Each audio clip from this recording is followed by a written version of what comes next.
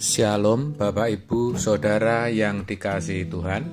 Seri pengajaran hari ini berjudul Jadilah Kekasih Tuhan. Saudara, kalau Alkitab menggambarkan hubungan Kristus dan jemaat sebagai hubungan suami istri, seperti dituliskan dalam Efesus 5 ayat 31-32, itu berarti sejatinya kita ini adalah kekasih-kekasihnya Allah. Sebagai seorang kekasih, harusnya selalu ingin ada di dekatnya, memiliki waktu bersama, dan ada dalam kebersamaan. Tuhan sebagai kekasih hati kita selalu membuka diri. Masalahnya, justru kitalah yang tanpa sadar sebenarnya tidak menginginkan kebersamaan itu.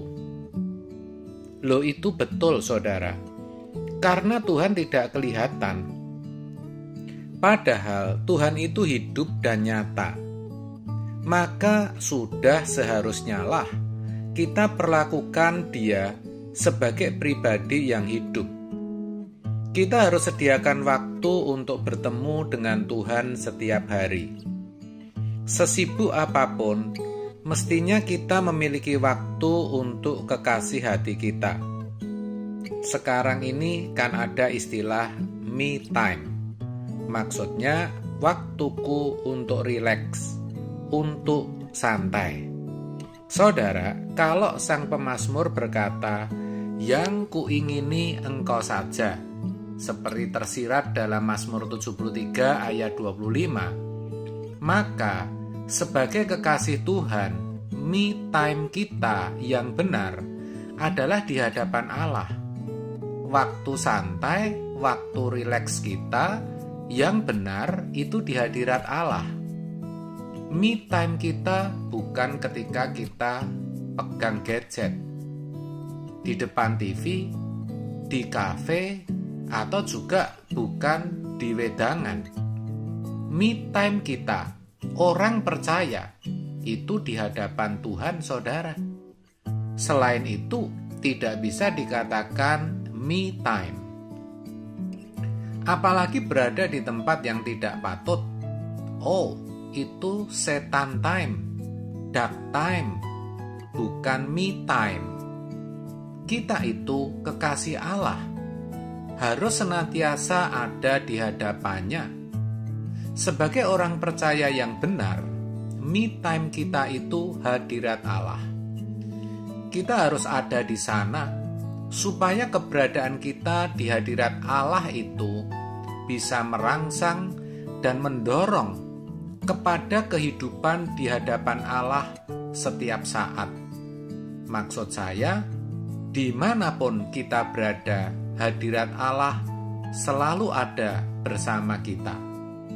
Oleh sebab itu, selain kita beribadah secara on-site dan berdoa, kita juga harus mendengarkan khotbah-khotbah, dan tentu khotbah-khotbah yang bisa mengubah hidup kita, bukan sembarang khotbah.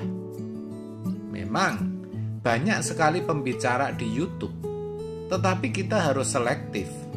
Kita harus minta pimpinan Tuhan, sehingga kita bisa mendapatkan pembicara yang benar-benar dapat memelihara kerohanian kita dengan benar. Percayalah, Tuhan pasti beritahu kepada siapa saudara harus mempercayakan pertumbuhan rohani saudara. Dengarkan khotbah, dengarkan lagu rohani yang baik, yang membangun iman.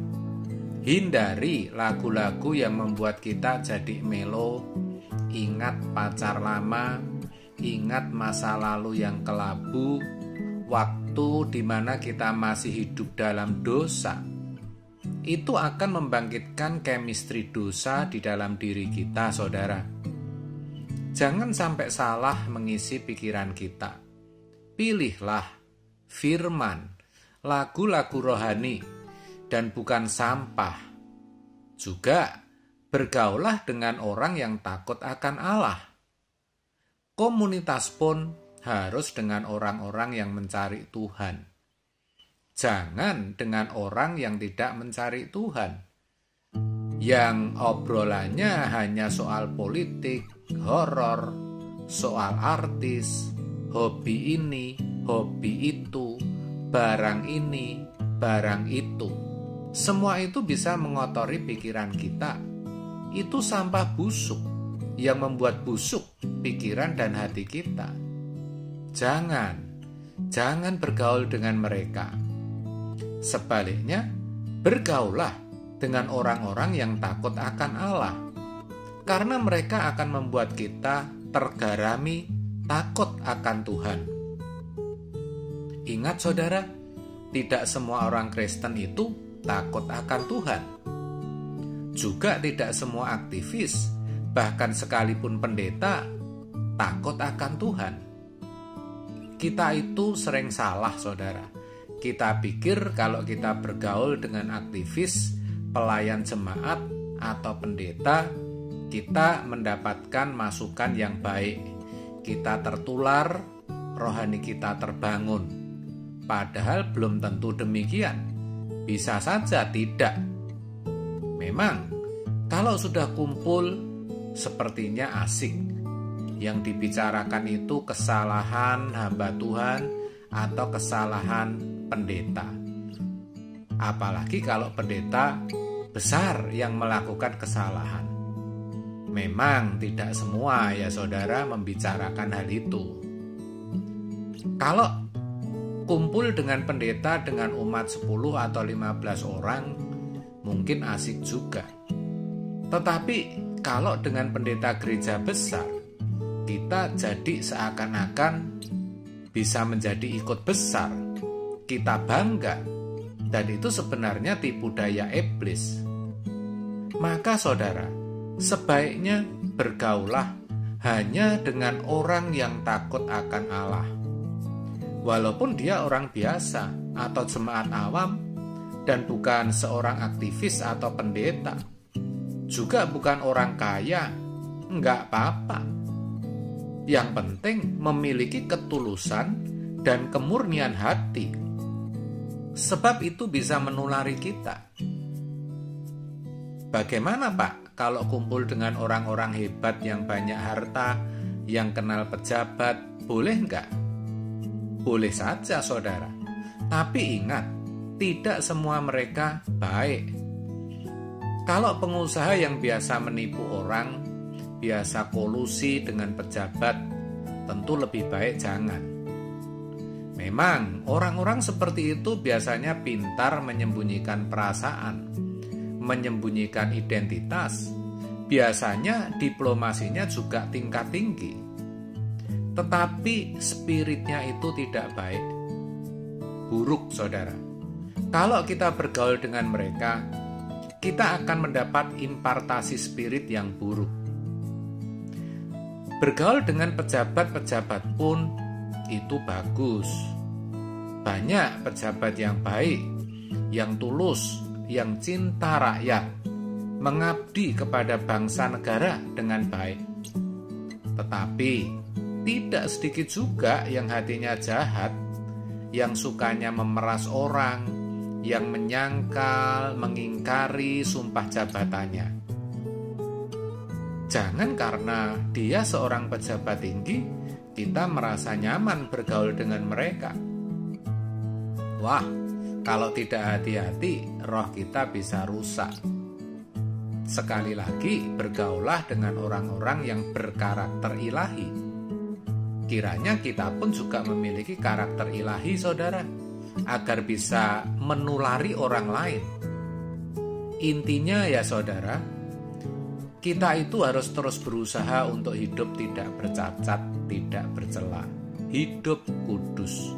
Karena itulah yang membuat kita menjadi kekasih Tuhan. Artinya bisa berjalan dengan Tuhan. Hanya dengan serupa Yesus, kita baru bisa berjalan dengan Allah. Allah berkata, "Kuduslah kamu sebab aku kudus." 1 Petrus 1 ayat 16. Sangat jelas. Jadi kalau kita ini masih sering sembarangan mengucapkan kalimat, sembarangan bertindak, bagaimana kita bisa berjalan dengan Allah? Kan begitu, saudara. Orang-orang yang berjalan dengan Allah itu haruslah orang yang kudus. Namanya kekudusan adalah kapital, modal hidup kita. Allah pasti akan membela orang-orang yang sungguh-sungguh berjalan dengan Dia menjadi kekasih-kekasihnya. Walau kita tidak berseru minta tolong pun, Tuhan pasti menolong dan Tuhan pasti pedulikan kita. Percayalah, saudara. Amin. Tuhan Yesus memberkati.